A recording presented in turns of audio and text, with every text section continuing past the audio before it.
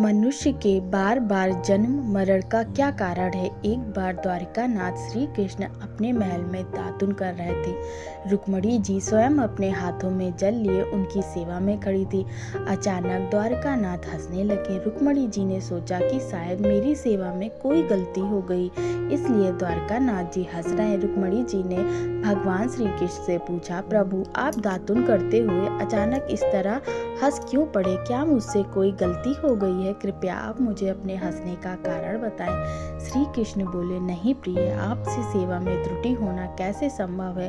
आप ऐसा ना सोचे, बात कुछ और है। रुक्मणी जी ने कहा, आप अपने हंसने का रहस्य मुझे बता दे तो मेरे मन को शांति मिल जाएगी, अन्यथा मेरे मन में बेचैनी बनी रहेगी।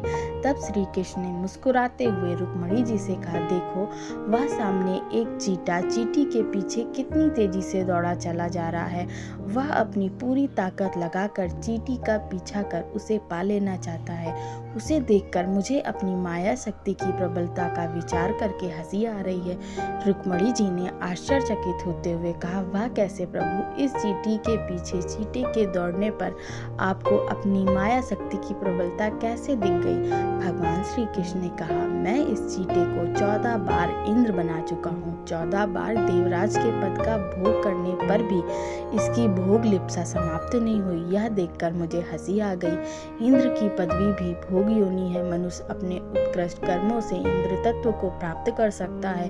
100 अश्वमेध यज्ञ करने वाला व्यक्ति इंद्र पद प्राप्त कर लेता है, लेकिन जब उनके भोग पूरे हो जाते हैं तो उसे पुनः पृथ्वी पर आकर जन्म ग्रहण करना पड़ता है। प्रत्येक जीव इंद्रियों का स्वामी है, परंतु जब जीव इंद्रियों का दास बन जाता है तो जीवन कलुषित हो जाता है और बार बार जन्म मरण के बंधन में पड़ता है। वासना ही पुनर्जन्म का कारण है। जिस मनुष्य की जहाँ वासना होती है उसी के अनुरूप ही मनुष्य की गति ऊंच नीच योनियों में जन्म होता है।